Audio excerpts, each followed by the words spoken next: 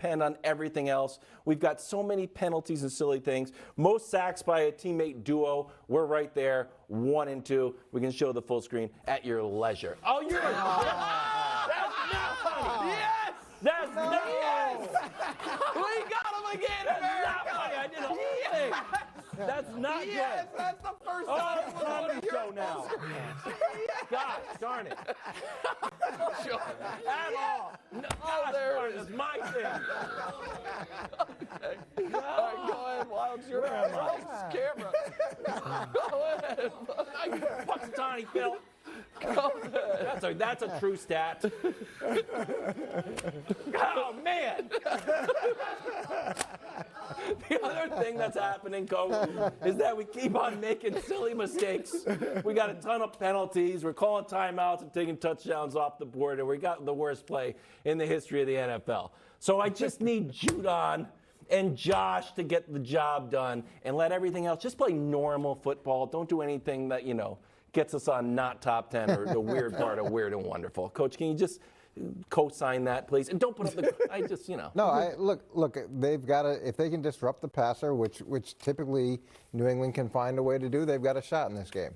Shot, or we that's can all win? they'll give you. Well, I don't know if I'm going upset alert with you, Okay. but I don't think you're crazy to think that can Thank happen you. by any stretch of the All imagination. right, can I ask a quick question about, Sure. we don't need to show it, but the end of that football game just for a second.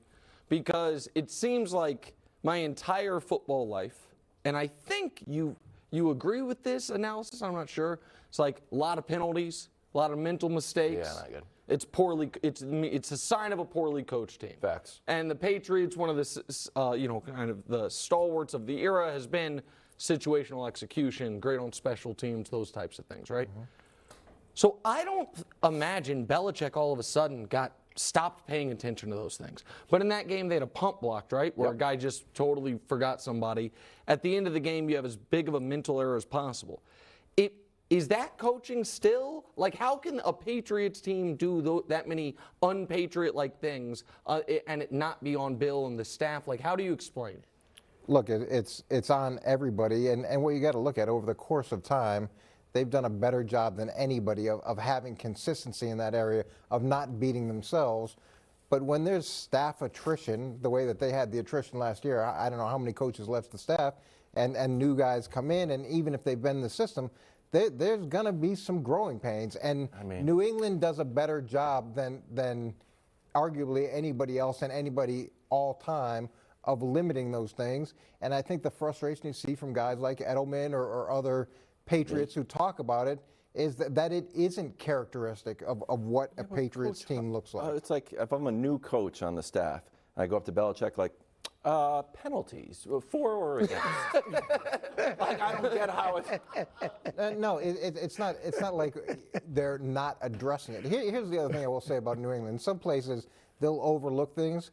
When you get those things, it's going to be addressed. It's going to be addressed immediately, and they're going to work to correct it. This is to me an aberration, not necessarily a trend. Wilds, what's it time for now? It's time for Nick's picks. Oh, Make some money, the everybody. hottest segment, literally, in sports entertainment right now. Look at the record, guys. That's a perfect 3-0 week. Perfect. Check marks are good. On the season, 22-15-2. That's a media best 59.5% against the spread, documented. Last 18 picks. That's 6 weeks. Hot. 13-3-2. That's 81%. I hope you haven't been betting all of these. They will ban you from your local gambling establishment. They'll say, money's no good here, sir. We got 3 more winners for you. Let's go. Cleveland laying less than a field goal. All right, so here's the deal. The Saints won last week. Their coach is Dennis Allen. That means they're not winning this week. What do I have to document that? His entire coaching career. Dennis Allen's won back-to-back once in his career. Not going to happen again this week. It was 43 games ago, by the way. Deshaun Watson also, by the way, while he has not been good, has gotten slightly better each week as he gets some of the rust off. Myles Garrett is going to strip sack Andy Dalton at least once in this game. And it's going to be windy and rainy. Nick Chubb's going to feast on this Saints defense. We will go Cleveland laying the less than a field goal, 2.5 points. Next, Raiders. Plus 2.5 against Pittsburgh. Oh, Nick, the Steelers are hot. Are they? Or did they play Matt Ryan and Jeff Saturday, Marcus Mariota, and Sam Darnold? I don't think they're quite that hot. It will be freezing cold in this game, which means Josh Jacobs is going to run that football. Josh Jacobs, by the way, sneakily alive for 2,000 yards. It would take 2 more great games, but it's on the board. Expect a big game from him, and Pittsburgh does not have a corner that can guard Devontae Adams. Las Vegas wins outright to keep their faint playoff hopes alive. And our last one, the Bears getting 8.5. Buffalo has one double-digit win since Halloween, and it was against the woebegone New England Patriots. They're going to be conservative with Josh Allen this game after he got beat up in the last game.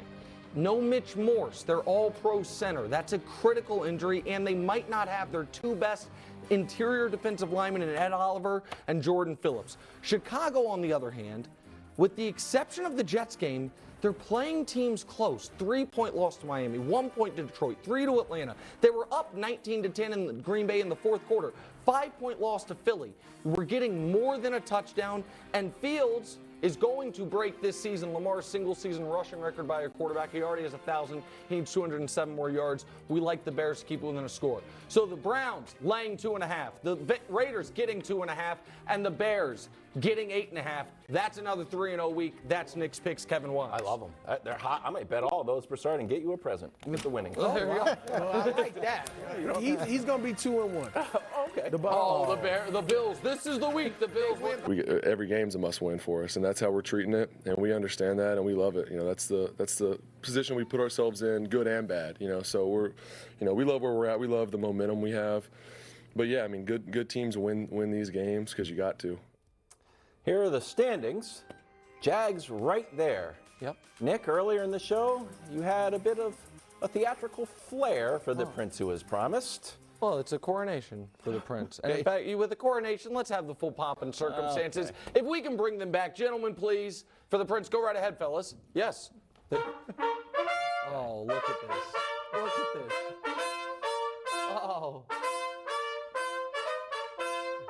So, you know what's funny, Wyatt? We always talk about the prince who was promised. Right, it was perfect, gentlemen.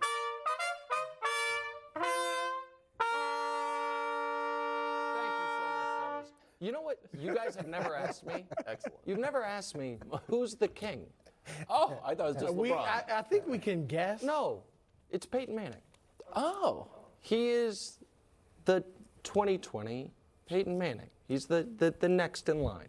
Greatest prospect in high school, greatest prospect in college, technically perfect, size, all the measurables, can't miss at every level, #1 pick, struggled immensely as a rookie, anyone with a brain didn't doubt him, and now look, in his second year, going to win the division. In his second year is already, if you are making a list of the elite quarterbacks in football, and you do not have this young man, this royal young man on it, then you're being disingenuous. The elite quarterbacks? Yes. If you are making a list of the best quarterbacks in the league, he must be on it. He looks good now, bro. He does, but a month and a half of strong play. It's not a month and a half. We're putting him in the class of Mahomes, Allen, It's 15 years Burrow. of strong play. It's since he was that 7 doesn't years count. old. It all counts. Kyler Murray was phenomenal. No, but all Kyler those wasn't the levels. college player he was, and Kyler's a foot shorter than him. He's a pretty darn foot good. shorter than him. He's 6'6". With a neck as big as your waist. The guy is as can't miss gets. And he was, last year, Coach, he was in an impossible circumstance with a coach that was not fit to be an NFL coach and a roster that was misaligned.